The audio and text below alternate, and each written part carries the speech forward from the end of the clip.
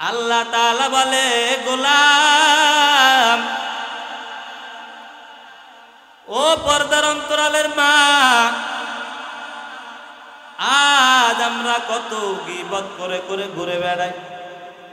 ৩-৪ জন মহিলা যদি একসাথে হতে পারে তাহলে তো আর কোনো কথাই নাই, ওখানে গীবতের আসর শুরু হয়ে যায়। অথচ আল্লাহ পাক রব্বুল আলামিন বলে, গীবত করা মানে মৃত ভাইয়ের গোশত খাওয়া। আল্লাহ তাআলার কথা সত্য না মিথ্যা?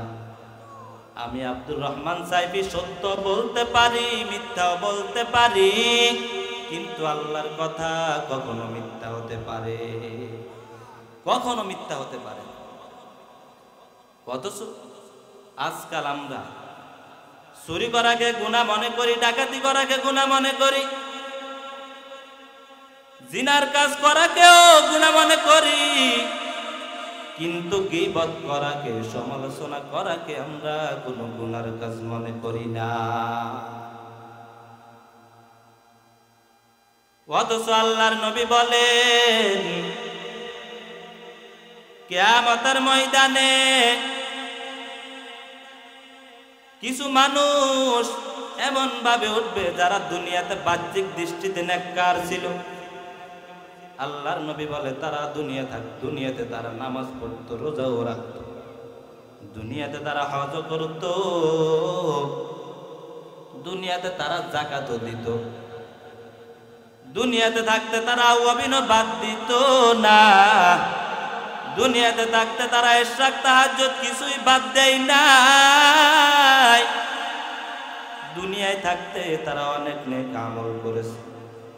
কিন্তু কিয়ামতের ময়দানে যখন উপস্থিত হবে, যখন পুলসিরাতের পোল যখন পার হইতে যাবে, তখন তারা ওখানে বাধাপ্রাপ্ত হয়ে যাবে। পুলসিরাতের পোলের কথা নিশ্চয় শুনেছেন। ওই পুলসিরাতের পোলটা হবে কেমন চিকন! ওই পুলসিরাতের পোল হবে চুল থেকে চিকন। ওই পুলসিরাতের পোল হবে কুল থেকে ধারালো। ওই পোল দিয়ে আমরা সবাই পার হতে হবে, আমাদের কারো রক্ষা নাই। গুনাহ অনুযায়ী ওই পোলের উপর পার হওয়ার পর কেউ শুরুতে জাহান্নামে পড়ে যাবে, কেউ মাঝখানে, কেউ শেষ, আবার কেউ বিজলির ন্যায় ওই পুলসিরাতের পোল দিয়ে পার হয়ে যাবে। গুনাহ অনুযায়ী যার নেক আমল যেমন হবে সে সেইভাবে পার হবে। হে খোদা দয়াময় রব্বুল আলামিন,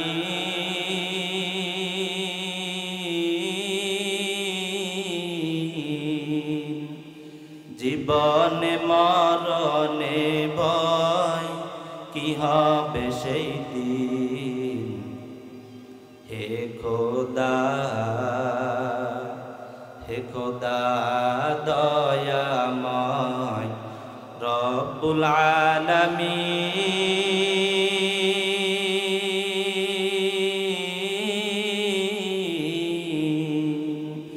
জীবনে মরণে ভয় কি হবে সেই দিন। হে খোদা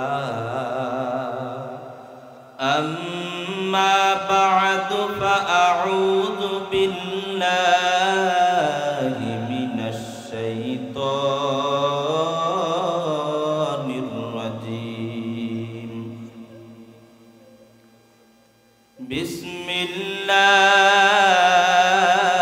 বিসমিল্লাহির রহমানির রহিম। ইয়া আইয়ুহাল্লাযীনা আমানু ইজতানিবু কাসীরাম মিনাজ-যন্নি ইন্না বা'দায-যন্নি ইসমুন ওয়া লা তাজাসসাসু ওয়া লা ইয়াগতাব বা'দুকুম বা'দা। আয়ুহিব্বু আহাদুকুম আন ইয়াকুলা লাহমা আখিহি মাইতান ফাকারিহতুমুহ ওয়াত্তাকুল্লাহ ইন্নাল্লাহা তাওয়াবুর রহিম। قال رسول الله صلى الله عليه وسلم الغيبة أشد من الزنا أو كما قال النبي عليه الصلاة والسلام صدق الله المولانا العظيم وصدق رسوله النبي الأمي الكريم ونحن على ذلك لمن الشاهدين والشاكرين والحمد لله رب العالمين। আমরা সবাই মহব্বতের সাথে দরুদ ইব্রাহিম পাঠ করি। اللهم صل على محمد وعلى آل محمد كما صليت على إبراهيم وعلى آل إبراهيم إنك حميد مجيد اللهم بارك على محمد وعلى آل محمد كما باركت على إبراهيم وعلى آل إبراهيم إنك حميد مجيد تکبیر میں کلمہ میں نمازوں میں عزا میں تکبیر میں کلمہ میں نمازوں میں عزا میں اے نام الہی چ ملا نام محمد اے نام الہی چ ملا نام محمد फरमाते हैं आदम को मुझे खुल्द तरी में फरमाते हैं आदम को मुझे खुल्द तरी में लिखा हुआ तू बाब मिला नाम मोहम्मद लिखा हुआ तू बाब मिला नाम मोहम्मद हाय मीम में महबूब ये मतलब का इशारा हाय मीम में महबूब ये मतलब का इशारा फिर क्यों ना हो महबूब खुदा नाम मोहम्मद फिर क्यों ना हो महबूब खुदा नाम मोहम्मद। अल्हम्दुलिल्लाह যে আল্লাহ পাক রব্বুল আলামিন আমাকে এবং আপনাদেরকে দুনিয়ার মধ্যে সব কাজকর্ম হইতে দুনিয়ার মধ্যে সব জায়গামিনা হইতে এই মাহফিলে আসার এবং বসার তৌফিক দান করেছেন। এই জন্য আমরা সবাই অন্তর ও অন্তরস্থল থেকে কালিমাতুশ শুকর আদায় করি আলহামদুলিল্লাহ। আমার মতো আপনার মতো অনেক মানুষের কানে গেছে যে 7 তারিখে আজকের এখানে মাহফিল হবে,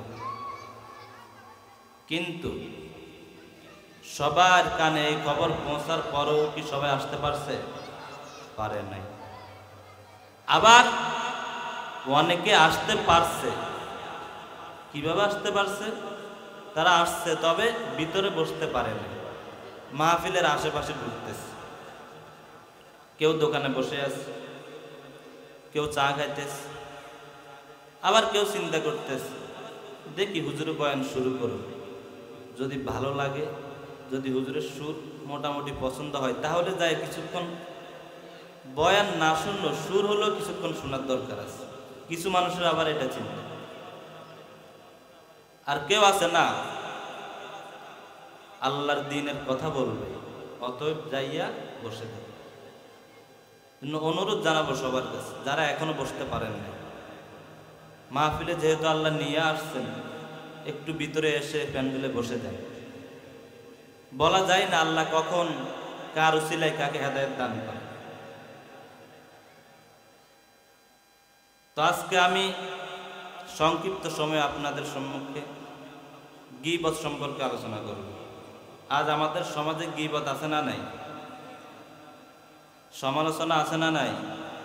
আছে। যেমন আমরা জিনা করাকে গুনাহ মনে করি না ভালো কাজ মনে করি?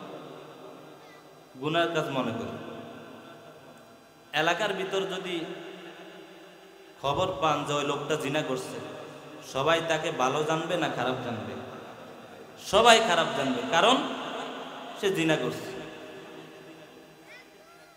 যে তুমি তার সাথে কথা বলো না কেন, তার সাথে বলবে খারাপ লোক। কেন খারাপ লোক? বলবে জিনা করছে। তারপরে যদি কেউ চুরি করে, তাকেও আমরা কি জানবো? খারাপ জানবো। কেউ ডাকাতি করলে তাকেও ভালো জানবেন না খারাপ জানবেন? খারাপ জানবেন। কারণ কি? সে খারাপ কাজ করছে।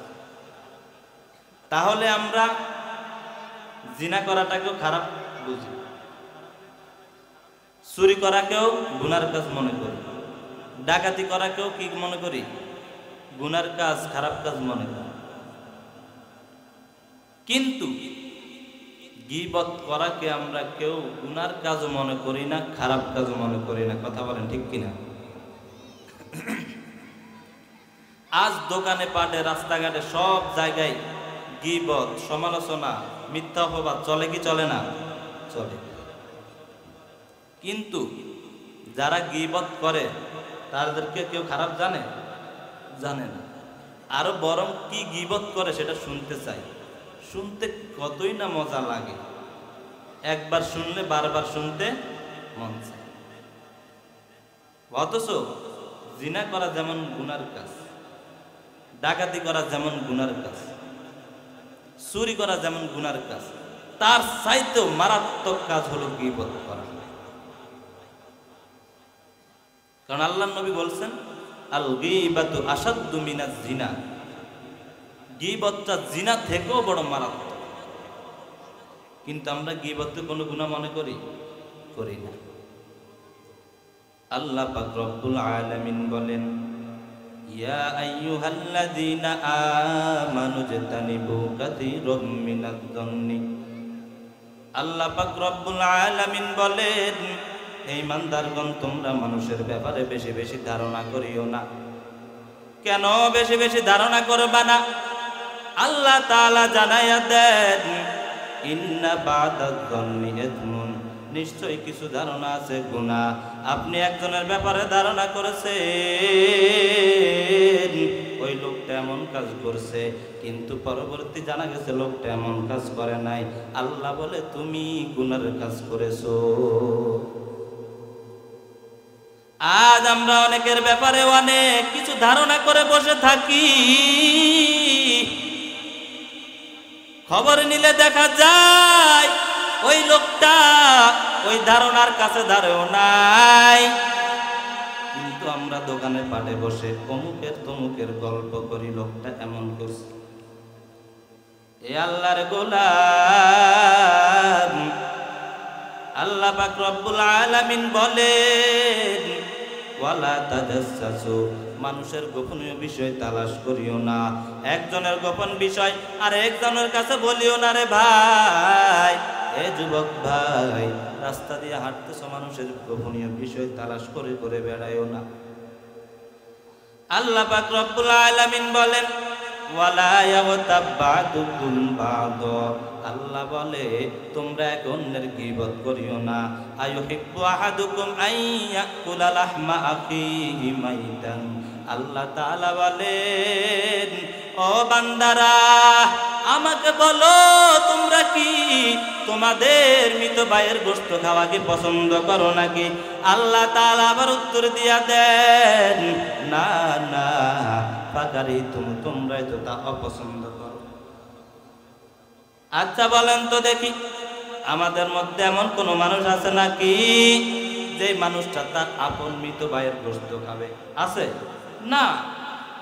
কোনোদিনও খাওয়া পছন্দ করবে কেউ? করবে না। আল্লাহ তাআলা বলে, গোলাম ও পর্দার অন্তরালের মা, আজ আমরা কত গীবত করে করে ঘুরে বেড়াই। ৩-৪ জন মহিলা যদি একসাথে হতে পারে তাহলে তো আর কোনো কথাই নাই, ওখানে গীবতের আসর শুরু হয়ে যায়। অথচ আল্লাহ পাক রব্বুল আলামিন বলে গীবত করা মানে মৃত ভাইয়ের গোশত খাওয়া। আল্লাহ তাআলার কথা সত্য না মিথ্যা? আমি আব্দুর রহমান সাইফি সত্য বলতে পারি, মিথ্যাও বলতে পারি, কিন্তু আল্লাহর কথা কখনো মিথ্যা হতে পারে? কখনো মিথ্যা হতে পারে। অথচ আজকাল আমরা চুরি করাকে গুনাহ মনে করি, ডাকাতি করাকে গুনাহ মনে করি, জিনার কাজ করাকেও গুনাহ মনে করি, কিন্তু গীবত করাকে, সমালোচনা করাকে আমরা কোনো গুনার কাজ মনে করি না। অথচ আল্লাহর নবী বলেন, কিয়ামতের ময়দানে কিছু মানুষ এমন ভাবে উঠবে যারা দুনিয়াতে বাহ্যিক দৃষ্টিতে নেককার ছিল। আল্লাহর নবী বলে তারা দুনিয়াতে তারা নামাজ পড়তো, রোজাও রাখতো, দুনিয়াতে তারা হজ করত, দুনিয়াতে তারা যাকাতও দিত, দুনিয়াতে থাকতে তারা ওয়াবিনও বাদ দিত না, দুনিয়াতে থাকতে তারা ইশরাক তাহাজ্জুদ কিছুই বাদ দেয় নাই, দুনিয়ায় থাকতে তারা অনেক নেক আমল করেছে। কিন্তু কিয়ামতের ময়দানে যখন উপস্থিত হবে, যখন পুলসিরাতের পোল যখন পার হইতে যাবে, তখন তারা ওখানে বাধাপ্রাপ্ত হয়ে যাবে। পুলসিরাতের পোলের কথা নিশ্চয় শুনেছেন। ওই পুলসিরাতের পোলটা হবে কেমন চিকন! ওই পুলসিরাতের পোল হবে চুল থেকে চিকন, ওই পুলসিরাতের পোল হবে কুল থেকে ধারালো। ওই পোল দিয়ে আমরা সবাই পার হতে হবে, আমাদের কারো রক্ষা নাই। গুনাহ অনুযায়ী ও পোলের উপর পার হওয়ার পর কেউ শুরুতে জাহান্নামে পড়ে যাবে, কেউ মাঝখানে, কেউ শেষ, আবার কেউ বিজলির ন্যায় ওই পুলসিরাতের পোল দিয়ে পার হয়ে যাবে। গুনাহ অনুযায়ী যার নেক আমল যেমন হবে সে সেইভাবে পার হবে। হে খোদা দয়াময় রব্বুল আলামিন, জীবনে মরণে ভয় কি হবে সেই দিন। হে খোদা, হে খোদা দয়াময় রব্বুল আলামিন,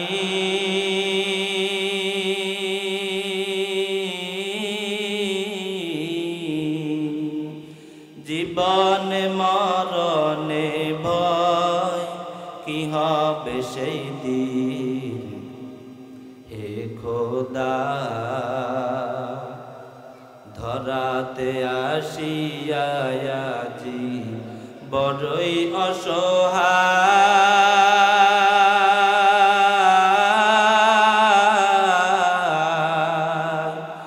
ইহকালের মায়া জালে অন্ধ যে সবাই। দাও হেদায়াত গো আল্লাহ গফুরুর রহিম,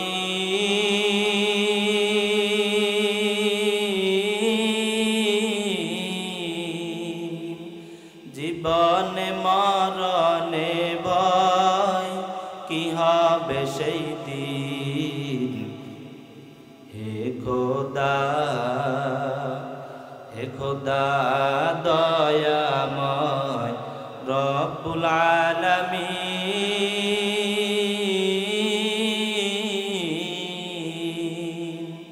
জীবনে মরণে ভয় কি হবে সেই দিন হে খোদা। আজকে আমরা গীবত করে ঘুরে বেড়াই। ওই ফুলসিরাতের ফুলের কাছে যখন যাব তখন একজন ফেরেশতা দাঁড়ায় থাকবে। ওই ফেরেশতা ডাক দিয়া বলবে এই বান্দা কই যাও। ওই বান্দা ফেরেশতাকে ডাক দিয়া বলবে ও আল্লাহর ফেরেশতা আমি তো ফুলসিরাতের ফুল পার হব। বলে ফুলসিরাতের ফুল যে পার হবা আগে তুমি হক আদায় করে দিয়া যাও। বলে কিসের হক? বলে তুমি যে দুনিয়াতে অনেক মানুষের হক কেড়ে নিয়েছো। বলে কার হক? এক বান্দাকে পেশ করা হবে। ওই বান্দাকে হাজির করার পর ওই বান্দা বলবে আল্লাহর গোলাম দুনিয়াতে থাকতে তো তুমি আমার হক নিয়েছো। বলে কি হক? বলে আমি তো দেখি নাই, তুমি ওই যে একটা চা দোকানে বসেছো, চা দোকানে বসার পর তুমি আমার নামে বিভিন্ন কথা বলেছ, কিন্তু আমি তখন শুনি নাই। আমি তো পরবর্তীতে শুনছি, শোনার পর আমি তোমাকে কিছু বলি নাই। আমি আল্লাহর কাছে বিচারে দিয়ে রাখছি যে আমি যেন কিয়ামতের ময়দানে তোমাকে দেখতে পারি, ধরতে পারি। ওই বান্দা বলবে আমার হক দিয়া যাও। তখন ওই বান্দা বলবে কিভাবে তোমার হক দিব? ওই হকদার বলবে বান্দা দুনিয়াতে তো মানুষকে টাকা দিয়া পয়সা দিয়া বিভিন্ন ভাবে আদায় করা যায়। দুনিয়াতে যদি আপনাকে পুলিশে ধরে তখন বিভিন্ন ভাবে টাকা দিয়ে ছুটা যায় কি যায় না? যায়, ঘুষ দেওয়া যায়। আখেরাতে কোনো ঘুষ দেওয়ার সিস্টেম আছে? হে বান্দা ঘুষ দেওয়ার সিস্টেম নাই। ওখানে হলো নেক আমলের খেলা। ওই বান্দা বলবে এ গোলাম এখানে তুমি আমারে টাকা দিতে পারবা না, পয়সাও দিতে পারবা না। এইখানে যদি তুমি আমার হক আদায় করতে চাও তুমি আমাকে নেক আমল দেওয়া লাগবে। ওই বান্দা বলবে গোলাম তোমার গীবতের পরিবর্তে যাও এই নেক আমল নিয়ে যাও। এইবার ওই বান্দা বলবে ও ফেরেশতা এইবার আমাকে ফুলসিরাতের পোলটা পার হইতে দাও। আবার আরেকজন এসে দাঁড়িয়ে যাবে আমার হক দিয়ে দাও। এইবার বলবে আবার তোমার কিসের হক? বলবে গোলাম একদিন আরেক দোকানে বসছো, ওই দিন তুমি আমার ব্যাপারও সমালোচনা করেছো। আমার হকটাও দেওয়া লাগবে। আমার হক দেওয়া ছাড়া এই পোল তুমি পার হতে পারবা না। আগে আমার হক দিয়া যাও। ওই বান্দাকেও নেক আমল দিবে। এক কথায় বান্দা এইভাবে যাদের গীবত করেছে, সমালোচনা করেছে, যাদের নামে মিথ্যা অপবাদ দিয়েছে, এইভাবে সবার হক দিয়ে দিতে হবে। সবার হক দেওয়ার পরে বান্দার আর কোনো আমল নামা নাই। আবার আরেক বান্দা আসবে আমার হক দেও। তখন তো বান্দার কোনো আমল থাকবে না। তখন বলবে আমার তো আর কোনো আমল নাই, এখন আমি কি করব? আমার তো আছে শুধু গুনাহ, আমার তো আর কোনো আমল নাই। যত আমল ছিল সব আমল আমি দিয়া দিছি, এখন আমার আর কোনো আমল নাই, আমি কি করব? এইবার হকদার বলবে গোলাম তাহলে আমার গুনাহগুলো তুমি নিয়ে যাও, যেহেতু এখন তুমি আর কিছু দিতে পারবা না। তখন ওই যে বান্দা হক পাইতো ওই বান্দারে গুনাহগুলা দিয়ে দিবে। আর অবশেষে এই বান্দা ফুলসিরাতের ফুল পার হইতে পারবে না। ফুলসিরাতের ফুল পার হওয়ার সময় ওই বান্দা ফুলসিরাতের ফুল দিয়ে জাহান্নামে পড়ে যাবে। বলেন নাউজুবিল্লাহ।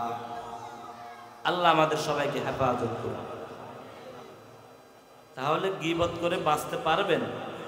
দুনিয়াতে না হয় যার গীবত করছেন তার চোখের থেকে আড়াল হতে পারবে, কিয়ামতের ময়দানে তার চোখের সামনে ঠিক হয়ে পড়ে যাবে, বাঁচতে পারবেন না। এতক্ষণ আমরা জানলাম, অল্প কিছুক্ষণ জানলাম যে গীবতের গুনাহ কেমন হতে পারে। আরো বলবো সময় থাকলে ইনশাআল্লাহ। এবার আসেন গীবতটা কাকে বলে জানা দরকার আছে না? আল্লাহর রাসূল বলেন আতাদরুনা মাল গীবা, মদিনাওয়ালা নবী বলেন ও সাহাবায়ে কেরাম বলো তো দেখি গীবত কাকে বলে, তোমরা কি জানো কিনা? সাহাবারা বলেন ক্বালু আল্লাহু ওয়া রাসূলুহু আলাম। ওই সাহাবারা জানাইয়া দেন ও আল্লাহর পয়গম্বর, না না আমরা জানি না, তবে আল্লাহর তার রাসূলই ভালো জানেন। এইবার আল্লাহর নবী বলেন ক্বালা যিকরুকা আখাকা বিমা ইয়াকরাহু, তুমি তোমার ভাইয়ের এমন কিছু আলোচনা করলা যেটা যদি সে শুনে সে অপছন্দ করবে। তুমি তোমার ভাইয়ের এমন একটা কথা দোকানে বসে আলোচনা করলা, কিন্তু ওই কথাটা যদি তোমার ভাই শুনে নেয় তাহলে তোমার ভাই সেটা অপছন্দ করবে। আল্লাহর নবী বলে ও সাহাবায়ে কেরাম এটাই হলো গীবত। তাহলে বলুন তো দেখি আজকাল আমরা অনেকের নামে এমন কথা কই যেটা সে শুনলে পছন্দ করে না অপছন্দ করে। বুঝেন না? শুনলে পছন্দ করে না অপছন্দ করে? অপছন্দ করে। আল্লাহর নবী বলে এটাই গীবত। এইবার আল্লাহর নবীকে জিজ্ঞাসা করা হয় কিলা ইয়া রাসূলুল্লাহ আফারাইতা ইন কানা ফি আখি মা আকুল, ও মদিনাওয়ালা নবী আপনি কি মনে করেন আমরা যদি আমাদের ভাইয়ের ব্যাপারে এমন একটা জিনিস আলোচনা করি যে আলোচনাটার আসলে সে সমতুল্য, মানে এমন একটা আলোচনা করলাম যেটা আসলে সে করেছে, তাহলে কি গীবত হবে? সাহাবারা আল্লাহর নবীকে প্রশ্ন করছে। ক্বালা ফারাআইতা ইন কানা ফি আখি মা আকুল, আল্লাহর নবী বলে ও সাহাবায়ে কেরাম ক্বালা ফারাআইতা ইন কানা ফি আখি মা আকুল ফাকাদ ইগতাবাতাহু, আল্লাহর নবী বলেন ও সাহাবায়ে কেরাম শুনো, তোমরা তোমাদের ভাইয়ের ব্যাপারে এমন একটা জিনিস আলোচনা করেছ যে দোষটা তার মধ্যে আছে। আল্লাহর নবী বলেন তাহলে তুমি তার গীবত করেছ। সাহাবায়ে কেরাম প্রশ্ন করছে যদি তার নামে এমন কথা বলে থাকি যেটা সে করেছে তাহলে কি গীবত হবে? আল্লাহর নবী বলে এমন দোষ আলোচনা করছ যেটা তার মধ্যে আছে তাহলেই গীবত। ফাকাদ ইগতাবতাহু, তাহলেই গীবত। ওয়া ইন লাম ইয়াকুন ফীহি মা তাকুল ফাকাদ বাহাত্তাহু, আল্লাহর নবী জানাইয়া দেন ও সাহাবায়ে কেরাম তুমি তোমার ভাইয়ের ব্যাপারে এমন একটা কথা আলোচনা করেছ যেটা আসলে সে করে নাই, তাহলে তুমি তার নামে মিথ্যা অপবাদ দিয়েছ, তহমত দিয়েছ। তাহলে এবার বলেন দোষ থাকলে গীবত, দোষ না থাকলে অপবাদ, মিথ্যা অপবাদ, তহমত। আজকাল আমরা গীবত করার সিস্টেম কি জানেন? বলে কি যে আমি তার নামে এমন দোষ বলছি যেটা আসলেই তো তার মধ্যে আছে, বলি না আমরা? আমি সে দোষ করছি বিদায় তো আমি বলছি, না করলে কি বলতাম? এইভাবে জবাব দিয়ে দিই না? দিই। আল্লাহর নবী বলেন দোষ করলে হলো গীবত, আর যদি দোষ না করো তাহলে মিথ্যা অপবাদ। আজকাল অনেকে মাসালা দেয় কি করবো হুজুর, এমন দোষ করছে না বলেও পারি না, আবার বললে তো গীবত হয়ে যায় কিন্তু তারপরেও বলতে হয়, বলে না এমন? আরে ভাই যদি আপনি জানেন মনে করেন বললে গীবত হয়ে যায় তাহলে আপনি আবার বলেন কেন? তো গীবত হইতে আছে। গীবত কত মারাত্মক গুনাহ যেটাকে আমরা কোনো গুনাহই মনে করি না বর্তমানে। আয়াতের শুরুতে আমি বলছি যে অন্যের ব্যাপারে বেশি ধারণা করা যাবে না। আমরা অনেক সময় অনেকের ব্যাপারে এমন কিছু ধারণা করি যেটা সে আসলে করে নাই। কথা কি বোঝেন সবাই? আমার বুঝলে কথা বলতে হবে। একবার এক এলাকায় ইমাম মালিক রহমাতুল্লাহ আলাইহির যুগে একজন মহিলা মারা গেল। ওই মহিলাটা মরার পর পাশের বাড়ির একজন মহিলা তাকে গোসল করার জন্য আসছে। ওই মহিলা যখন গোসল করানো শেষ, যখন রানে হাত লাগছে, রানে হাত লাগার পর হাতটা অটোমেটিক আটকে গেছে। গোসল করানো শেষ, ওই পর্যায়ে পায়খানা পরিষ্কার করার পরে যখন রানে হাত লাগে তখন হাতটা আটকে গেছে। হাতটা আটকার পর ওই মহিলা অনেক চেষ্টা করে হাতটা ছুটানোর জন্য, কিন্তু অনেক চেষ্টা করার পরেও হাতটা ছুটে না। মহিলা সবাইকে ডাকে, কে কোথায় আছো? আমার এই অবস্থা, হাত ছুটতেছে না। অনেক চেষ্টার পরে যখন হাত ছুটে না, মানুষ এলাকার ইমাম সাহেবকে ডেকে আনলো। ও হুজুর, আমাদের বাড়ির এই অবস্থা, এখন কি করা যায়? মহিলা তো দুজনে ভালো মানুষ, ভালো মহিলা ছিল, হঠাৎ কেন এই অবস্থা? ইমাম সাহেব বলতেছে, ওই জীবিত মহিলা যেহেতু জীবিত, তার হাত যেহেতু কাটা যাবে না, মরা মহিলার রান থেকে একটু চামড়া কেটে পৃথক করে দেন। এই ফয়সালা যখন হুজুর দিয়া দিল, মৃত মহিলার স্বামী এসে বলেন, না না, এইটা হওয়া অসম্ভব, কারণ আমার স্ত্রী ছিল অনেক ভালো, আমার স্ত্রীর মতো আর অন্য কোনো স্ত্রী হয় না। আমার স্ত্রী এখন মারা গেছে, কেন তার রান থেকে চামড়া কাটা হবে? কিন্তু এইবার ছেলে এসে বলে, না না, আমার আম্মা জানের রান থেকে চামড়া কাটা যাবে না। এক পর্যায়ে সবাই চিল্লাচিল্লি করে। এইবার সবাই মিলে বলে, এলাকার যে বিচারপতি তাকে ডাক দাও। তাকে ডাকার পর এলাকার বিচারপতি ডাক দেয়া বলে, তাহলে তোমরা জীবিত মহিলার হাতটা কেটে দাও, মরা মহিলার যেহেতু হাত কাটা যাবে না। এই ফয়সালা বিচারপতি যখন দিয়া দিল, কিন্তু জীবিত মহিলার স্বামী ডাক দেয়া বলে, না না, এটা অসম্ভব, কোনোভাবে এটা দেওয়া যাবে না, আমার স্ত্রীর হাত কাটা যাবে না, কারণ আমার স্ত্রী হলো অনেক ভালো, আমার স্ত্রীর মতো ভালো মহিলা কেউ হতে পারে না। এইবার জগটা শুরু হয়ে গেল। মীমাংসা করবে কে? রাষ্ট্রের যে বিচারপতি তখন ছিল ইমাম মালিক রহমাতুল্লাহ আলাইহি।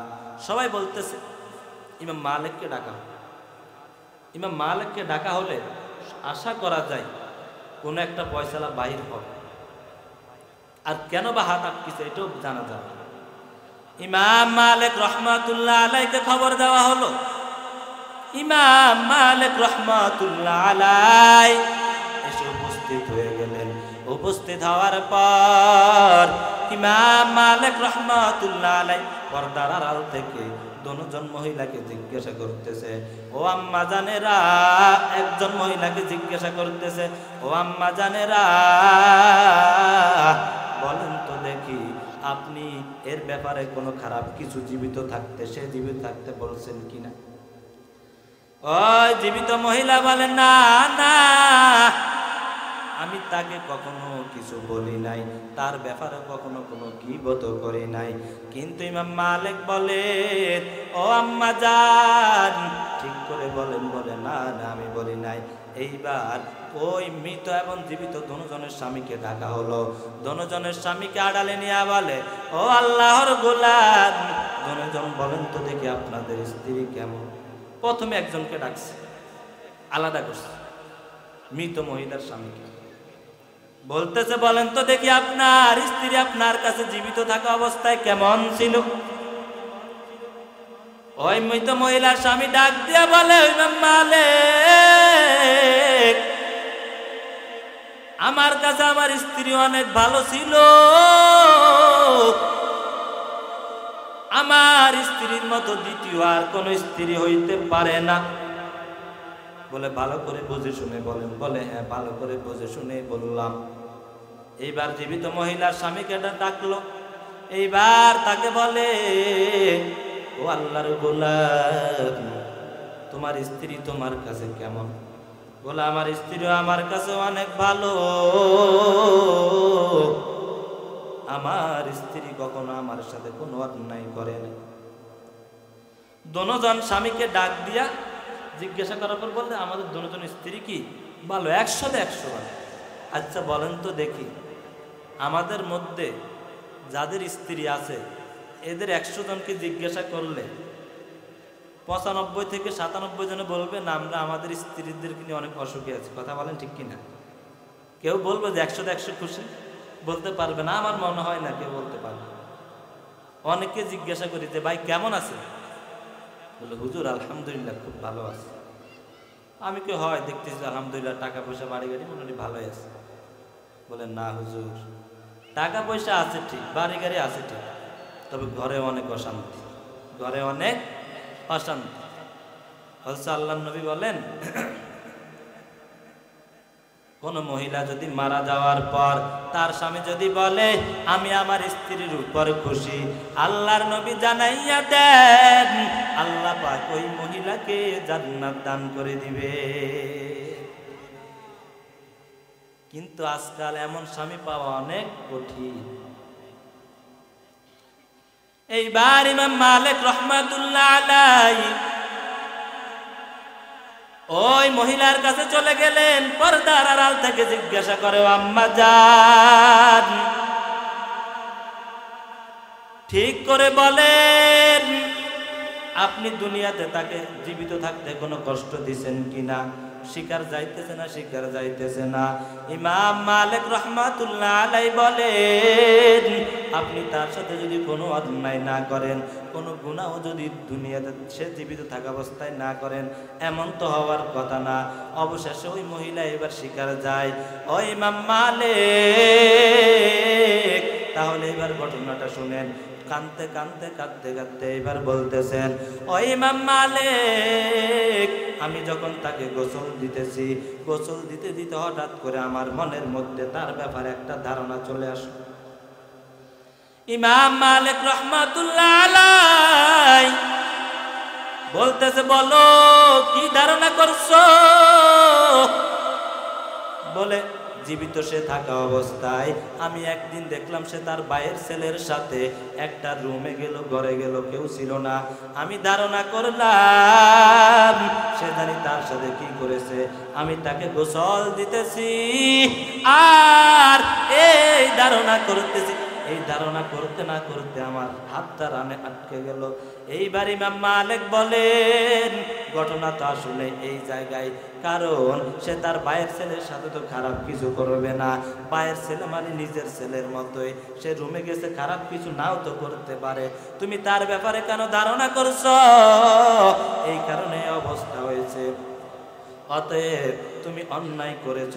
আল্লাহ বলছেন কোন বান্দা যদি অন্যায় করে, জিনা করে, কারণ আমি মিথ্যা অপবাদ দেয়, তহমত দেয়, তাকে ইসলামের দৃষ্টিতে কোরআনের মধ্যে আছেন তাকে 80টা বেত্রাঘাত করতে হবে। আর দুনিয়াতে বেঁচে থাকা অবস্থায় দ্বিতীয় শাস্তি তার থেকে কেউ কখনো সাক্ষী গ্রহণ করতে পারবে না। এইবার ইমাম মালিক রাহমাতুল্লাহ আলাইহি জল্লাদকে হুকুম দিয়া দিলেন, ও জল্লাদ তাড়াতাড়ি আসো, তাড়াতাড়ি আসো, একে 80টা বেত্রাঘাত দাও, দেখা যাক এই শাস্তিটা তাকে দিয়া দিলে হাতটা ছুটে কিনা। জল্লাদ এসে তাকে চাবুক দিয়ে বেত্রাঘাত করতেছে করতেছে 79টা যখন হয়ে গেল দেখে এখনো হাত ছুটে না। ইমাম মালিক চিন্তা করতেছে ঘটনা কি, এখনো ছুটতেছে না কেন? ইমাম মালিক জল্লাদকে ডাক দেয়া বলে, ও জল্লাদ 80 নাম্বার চাবুকটা মারবা, বেত্রাঘাতটা করবা, বিসমিল্লাহ পড়ে আল্লাহর নামে দেও। এইবার জল্লাদ বিসমিল্লাহ পড়ে 80টা বেত্রাঘাত 80 নাম্বারটা যখন দেয় সাথে সাথে হাতটা ছুটে যায়। ওই যে খারাপ ধারণা করছে। আজকাল আমরা অনেকের ব্যাপারে এভাবে খারাপ ধারণা করি কি করি না? খারাপ ধারণা করি। অনেকে বলে ওই হুজুরকে মনে করছি ভালো, এখন দেখি হুজুর ওগো বের ওখান থেকে এবার উকি মারি তাকায়, দেখা গেছে হুজুর ওখান থেকে কি মারছে ওটা খেয়াল করে নাই, ওই যে উকি মারি একটু দেখছে ওইটাই দেখছে, বলে এই হুজুরকে ভালো মনে করছিলাম, ঠিক হুজুর এভাবে করে ঘটনা। আল্লাহ বলে ইন্না বা'দাল যন্নি ইসম। আজকাল আমরা খারাপ বন্ধু বানাই, খারাপ বন্ধু যারা গীবত করে তাদেরকে বন্ধু বানাই। আই বেরাদার দূরে বাসা জিয়ারে বদ, ইয়ারে বদে বদ দরবুয়াদাজ মারে বদ তন হাতরা বার যা জনাত, ইয়ারে বদে বদ জানে ইমানত জনাত, ইয়ারে বদ আ রত তোরা সুয়ে জাহিম, ইয়ারে নেকু গিরে দায়া বিনাইম। হে আল্লাহর গোলাম যুবক, এ বন্ধু খারাপ বন্ধু বানায়ও না, খারাপ বন্ধু তোমাকে জাহান্নাম পর্যন্ত পৌঁছায়া দিবে। সাপ যদি তোমাকে দুনিয়াতে আঘাত করে, ওই সাপের আঘাতে তোমাকে মৃত্যুবরণ করাইতে পারে সর্বোচ্চ। কিন্তু খারাপ বন্ধু এমন আঘাত করবে যে আঘাতটা তোমাকে শুধু দুনিয়া ধ্বংস না, ওই খারাপ বন্ধুটা তোমাকে আখিরাতেও তোমার ধ্বংস করে দিবে। কথা বলেন ঠিক কিনা?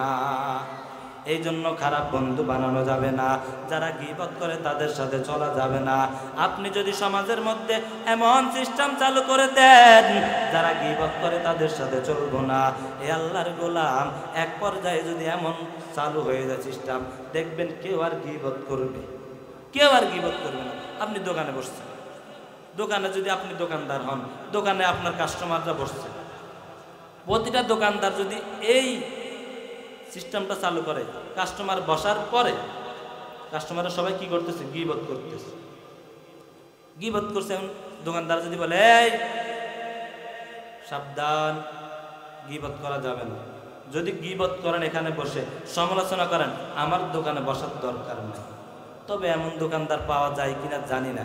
যদি এমন দোকানদার পাওয়া যায়, আর যদি সব দোকানদাররা এমন হয়ে যায়, সবগুলা কাস্টমার 100 ঠিক হয়ে যাবে। কথা বলেন ঠিক কিনা? আবার 4-5 জন বসছেন, যদি গীবত শুরু করেন, আরেকজন যদি বলে এই এখানে গীবত করা যাবে না, যদি গীবত করেন তাহলে আমরা এখানে থাকবো না, গীবত অটোমেটিক বন্ধ হয়ে যাবে।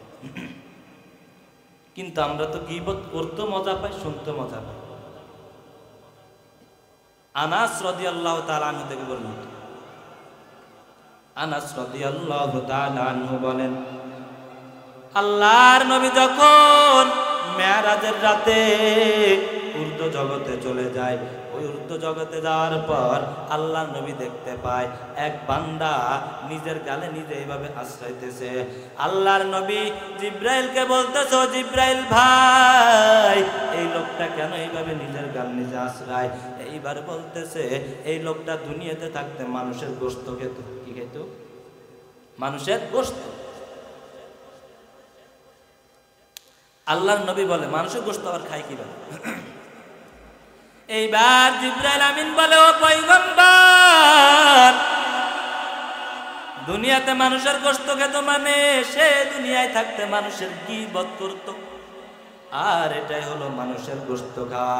এ আল্লাহর গোলাম, আজ আমরা গীবতকে গুনাহ মনে করি না, অথচ গীবত করা যেমন গুনাহ, গীবত শোনাও তেমন গুনাহ। আমরা অনেকে মনে করি গীবত করাটাই মনে হয় গুনাহ, গীবত শোনা কোনো গুনাহ না। অনেকে আবার বলি আমি ইচ্ছাকৃতভাবে গীবত শুনি নাই, আমি রাস্তা দিয়ে হেঁটে যাইতেছি, হঠাৎ করে শুনে গেছি। কিন্তু যদি হঠাৎ করে শুনে যান, আপনি তার থেকে আস্তে করে সরে যাইতে হবে। যদি আপনার সামর্থ্য হয় তাকে বাধা দিবেন। এ আল্লাহর বান্দা, গীবত করা যাবে না। আর যদি মনে করেন না না আপনার বাধা দেওয়াতে সে শুনবে না, তাহলে আপনি তার থেকে কেড়ে যাবেন, কেড়ে নেবেন। কারণ আপনি বাধা দিলে যেহেতু শুনবে না, আপনি সরে যাবেন, গীবত শুনবেন না। কিন্তু আমরা তো এমন করি না, বলে একটু যেহেতু শুনছি আর একটু শুনি, শুনতে তো মজাই লাগে।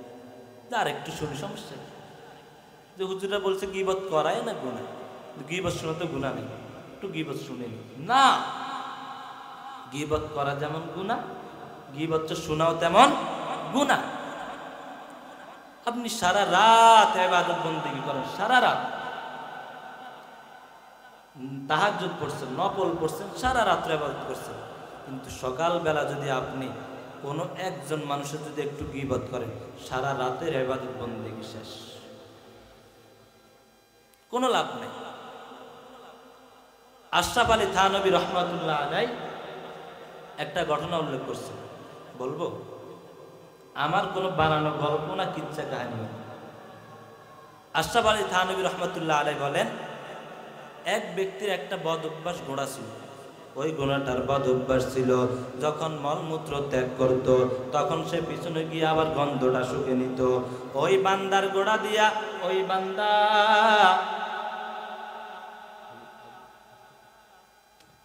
ওই বান্দা কোথাও সফরে যেতে পারত না, এই জন্য বান্দার কষ্ট হতো। একদিন বান্দা সফরে বাহির হবে, এমন সময় তার আরেক বন্ধু আসছে। তার বন্ধু আসার পর বলে, একসাথে আমরা সফরে বের হব। কিন্তু ওই বান্দা কি করবে? ওই বান্দার গোড়ার তো বড় বদ অভ্যাস, বান্দা তো কারো সাথে সফর করতে পারে না। একটু দূরে যাওয়ার পরে যখন একটু মলমূত্র ত্যাগ করে সামনে যাইয়া আবার পিছনে চলে আসে, করার কিছু নাই, বান্দা কারো সাথে সফরে বের হতে পারে না। এইবার ওই বন্ধুকে বলে, ও আল্লাহর গোলাম, তুমি যে আমার সাথে সফরে বের হবা, আমার গোড়ার তো এই বদ অভ্যাস আছে। বলে, তাহলে শুনে নাও, আমি তোমার পিছনে থাকবো। তোমার গোড়া মলমূত্র ত্যাগ করার পর যখন আবার পিছন আসতে চাবো, আমি পিছন থেকে গোদা দিয়ে আবার সামনের দিকে ফিরাইয়া দিব, আর পিছনের দিকে আসতে পারবে না। এইবার সাথী, লগের সাথী বলে, ঠিক আছে। দোনোজন রওনা দিয়া দিল। রওনা দেওয়ার পর কিছু দূর পরে ওই ঘোড়া মলমূত্র ত্যাগ করে। মলমূত্র ত্যাগ করার পর যখন পিছনের দিকে তাকাইতে চায়, পিছনের বন্ধু তাকে গুদা দিয়ে সামনের দিকে নিয়ে যায়। এক পর্যায়ে অনেক দূরে চলে গেল। অনেক দূরে যাওয়ার পর এইবার ওই বন্ধু বলতেছে, আমার তো রাস্তা হলো এই দিকে, আমি তো এই দিকে চলে যাব, আমি তো আর তোমার সাথে যাইতে পারবো না। বলে, ঠিক আছে, তাহলে চলে যাও। এইবারও যখন চলে গেল, বদ অভ্যাসওয়ালা ঘোড়ার মালিক একা হয়ে গেল। এইবার ঘোড়াটা আবার মলমূত্র ত্যাগ করিয়া এইবার এমন দৌড় দিছে, যত জায়গায় মলমূত্র ত্যাগ করছে সব জায়গায় গন্ধ শুকতে শুকতে আগের জায়গায় ফিরে চলে গেছে। এই ঘটনাটা কেন বললাম? আল্লাহর নবী বলেন, কোন বান্দা যদি সারা রাত্র ইবাদত করে আর ইবাদত করার পর সকালবেলা বান্দা একজনের গীবত করে ফেললো, বান্দার সব আমল এইভাবে ধ্বংস হয়ে যায়।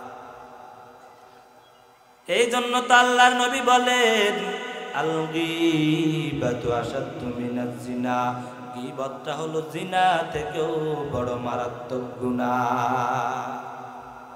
গীবতটা জিনা থেকেও বড় মারাত্মক গুনাহ। আমরা তো সবচেয়ে বড় খারাপ গুনাহ মনে করি কি?